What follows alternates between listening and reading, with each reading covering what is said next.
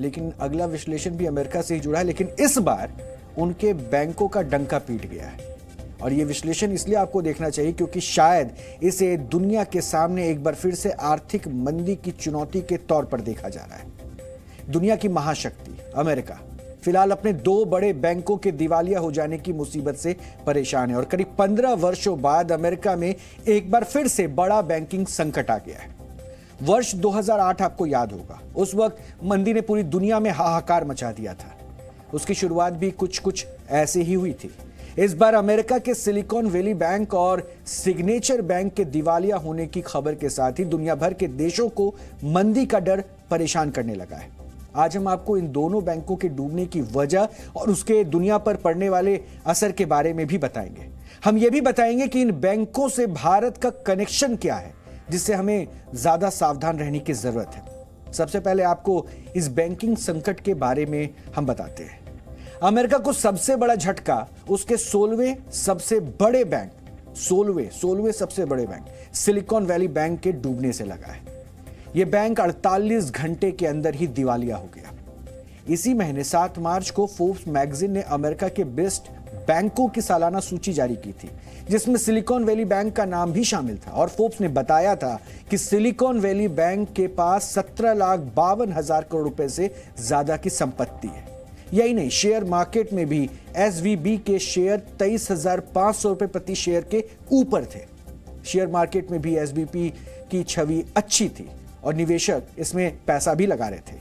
यानी कंपनी के हालात अच्छे थे और किसी को नहीं लग रहा था कि अगले 1 हफ्तों के अंदर ही यह बैंक दिवालिया हो जाएगा।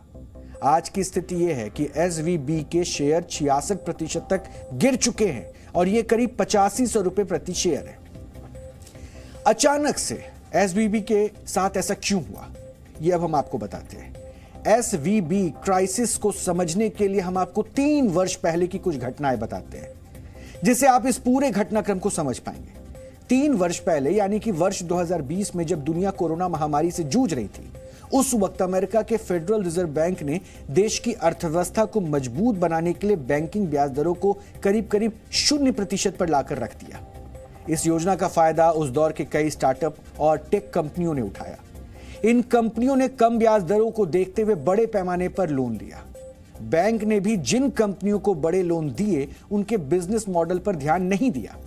बैंक ने यह भी नहीं देखा कि लोन लेने वाली कई स्टार्टअप को टेक कंपनियां पहले से ही घाटे में उनकी चल रही थी। और सिलिकॉन वैली बैंक वर्ष 1983 में ही कैलिफोर्निया से चल रहा है। तभी से इस बैंक में ज्यादातर खाते टेक कंपनियों और स्टार्टअप के ही खुलते रहे। और जिन कंपनियों के इस बैंक में अकाउंट थे, उनमें कंपनियों का बहुत सारा पैसा भी जमा था। बैंक ने अपने बिजनेस मॉडल के तहत इस रकम का बड़ा हिस्सा सरकारी बॉन्ड में लगाया हुआ था और बैंक ने ये सारी सरकारी बॉन्ड बहुत ही कम इंटरेस्ट रेट पर खरीदे थे।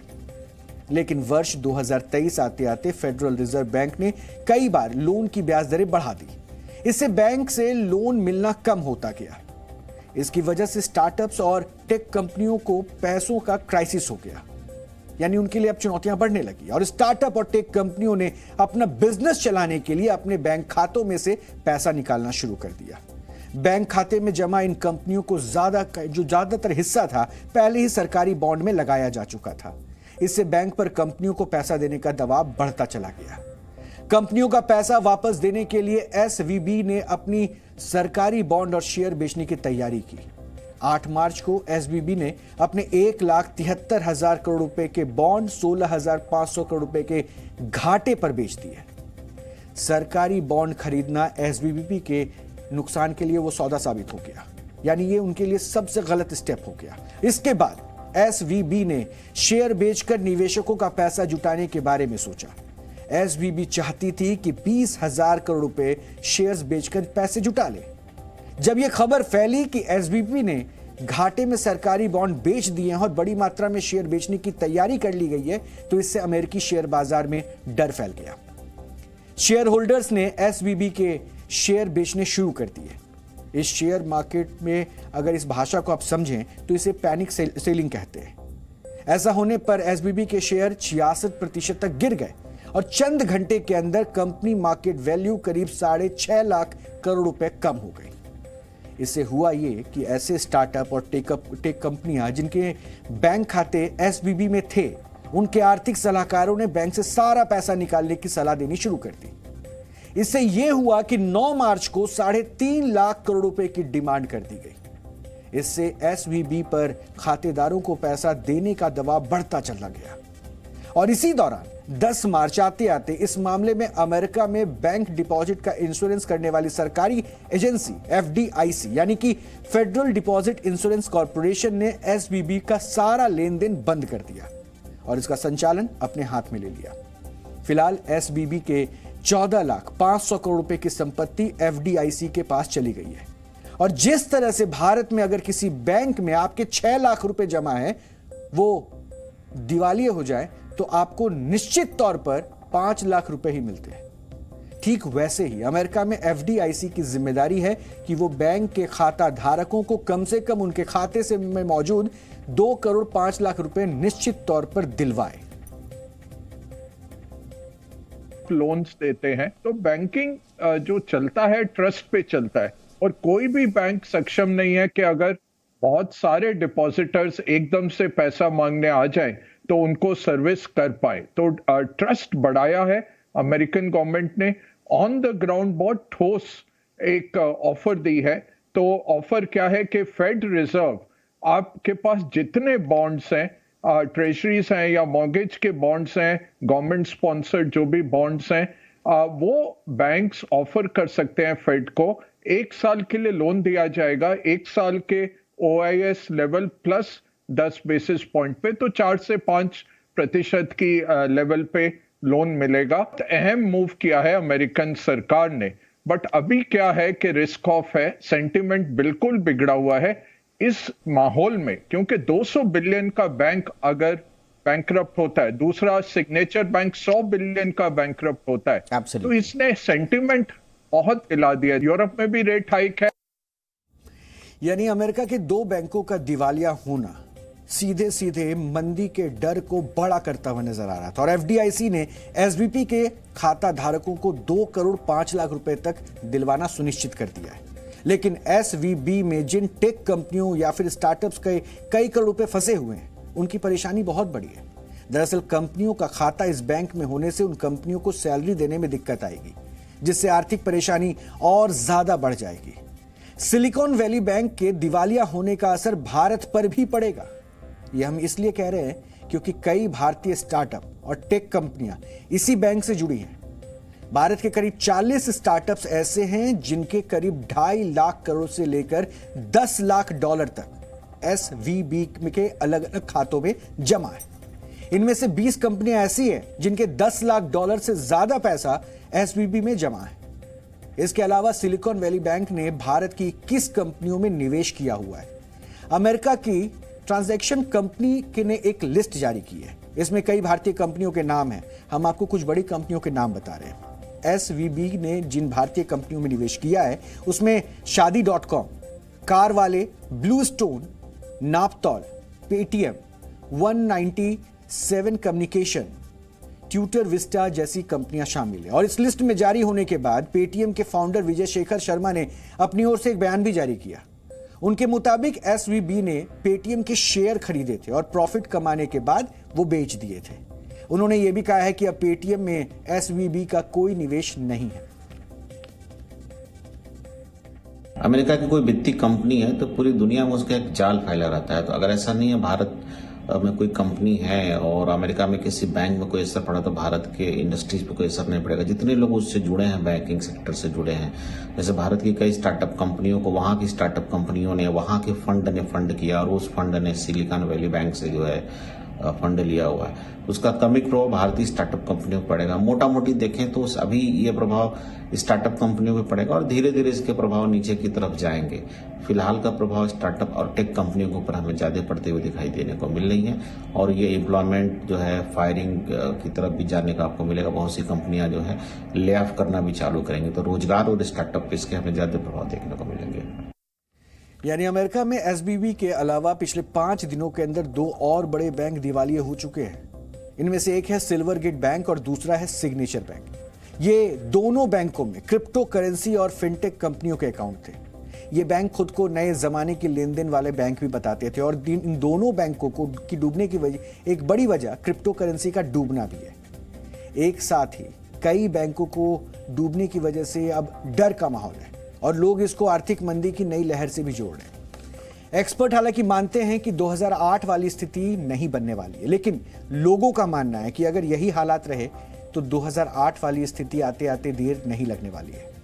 आपको याद होगा कि वर्ष 2008 में पूरी दुनिया आर्थिक मंदी की मार झेल रहा था और इस आर्थिक मंदी की शुरुआत अमेरिका से ही हुई थी।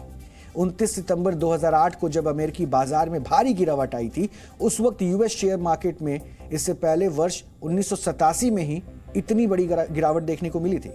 उस वक्त एप्पल, सिटी ग्रुप और जेपी मॉर्गन जैसी कंपनियों के शेयर 12 से 18% तक गिर गए थे। उस वक्त आर्थिक मंदी के पीछे लीमन ब्रदर्स बड़ी वजह रहा था। हुआ यह था कि अमेरिका में 2002-2004 में होम लोन की दरें सस्ती कर दी गई थी, जिससे प्रॉपर्टी की डिमांड बढ़ गई थी। ऐसे में अमेरिका का उस वक्त का चौथा बड़ा बैंक लीमन ब्रदर्स ने लोन देने वाली 5 कंपनियां खरीद ली। प्रॉपर्टी की कीमतें बढ़ती गई, जिससे लोन डिफॉल्टर्स की संख्या भी बढ़ गई। इसकी वजह से होम लोन देने वाली सबसे बड़ी अमेरिकी कंपनी बियर स्टर्नस डूब गई और इसके बाद 17 मार्च 2008 को लीमन ब्रदर्स के शेयर 48% तक गिर गए और 15 सितंबर 2008 आते आते लीमन ब्रदर्स दिवालिया हो गया, जिसके बाद अमेरिकी बाजार में हाहाकार मच गया। इस आर्थिक मंदी के दौरान में पूरी दुनिया में 21 करोड़ लोगों की नौकरियां एक साल के अंदर ही चली गई थी। 2008 के लेहमन ब्रदर्स वाली जो मंदी है वो अभी कहना बहुत जल्दबाजी होगा, क्योंकि उसका सिचुएशन और इकोसिस्टम अलग था। आज का सिचुएशन और इकोसिस्टम अलग है। ये नकदी संकट आई है because of the Meta economics effect. आप बोल सकते हैं कोरोना और रसिया यूक्रेन, मंदी, महंगाई, ब्याज दर, ये सब चीजों के कारण आई है। तो इसको कुछ हद तक कंट्रोल किया जा सकता है। बैंक ने जो है, गवर्नमेंट ने जो है उस पर रिसीवर भी बैठा दिया है और उनका इंश्योरेंस, जहां तक अमाउंट इंश्योर्ड है वो तो देगी। आज गवर्नमेंट ने बोला है कि जिनका इंश्योर्ड नहीं है उनको भी एक सर्टिफिकेट जारी करेंगे, वो भी पैसा उनको वापस करेंगे। तो वैसी मंदी के आसार तो नहीं, हाँ, लेकिन कुछ समय तक तो इसके प्रभाव जो है, अगर इसकी रिकवरी गवर्नमेंट कर ले जाती है तो ठीक है। अगर रिकवरी नहीं कर पाई और कोलैप्स हुआ तब इसको प्रभाव देखने को मिलेगा। लेकिन इस बार हालात शायद वर्ष 2008 वाले ना बने। इसकी वजह यह है कि इस बार अमेरिकी सरकार पहले से ही एक्टिव हो गई है। पिछले वाकये से सबक लेते हुए एफडीआईसी पहले से ही एक्टिव हो गई है और यही नहीं, अमेरिकी राष्ट्रपति ने भी लोगों को भरोसा दिलाया है कि जिनके बैंक खाते एसवीबी में थे उनको उनका पूरा पैसा भी वापस दिया जाएगा। On Friday, the government regulator in charge, the FDIC, took control of Silicon Valley Bank's assets. And over the weekend, it took control of Signature Bank's assets. SVB bank की कुछ ब्रांच ब्रिटेन में भी और यहाँ भी कई take कंपनियों के खाते एसवीबी में हैं और ब्रिटेन में सिलिकॉन वैली बैंक के यूके यूनिट को एचएसबीसी बैंक ने मात्र £1 यानी 99 रुपये 50 पैसे में खरीद लिया है। एसवीपी यूके के पास 66,000 करोड़ का डिपॉजिट और कई तरह की देनदारियां हैं। एचएसबीसी ने ये सारी देनदारियां पूरी करने और बैंक ने जिनको लोन दिया है उनसे लोन वसूली करने का भी काम ले लिया है। यानी एचएसबीसी इस कदम के जरिए ब्रिटेन में स्टार्टअप्स के क्षेत्र में लोन देने वाली संस्था को बचाने और इस वित्तीय संकट की वजह से मार्केट में बड़ी गिरावट को रोकने के लिए उठाया गया कदम बता रहा है। ये वही अमेरिका है जो पूरी दुनिया में खुद को महाशक्ति की तरह पेश करता है। दुनिया के अलग अलग देशों को देश चलाने में बहुत सारी सलाह देता है। जो देश दिवालिया होने की स्थिति में होते हैं उनको सलाह भी देता है, लेकिन उसी देश में बैंक डूबते जा रहे हैं, लेकिन खुद को वो किसी तरह की सलाह नहीं दे पा रहा है। सलाह तो छोड़िए, अमेरिकी बैंकिंग नीतियां भी इस तेजी से बनाई और बदली जाती है कि लोगों को समझने और संभलने का मौका तक नहीं मिलता है। इसका नतीजा ये था कि वर्ष 2008 में अमेरिका की गलती का खामियाजा पूरी दुनिया ने आर्थिक मंदी के तौर पर देखा और एक बार फिर अमेरिका में बैंक डूब रहे हैं और दुनिया को मंदी का डर अब खाए जा रहा है। Z News.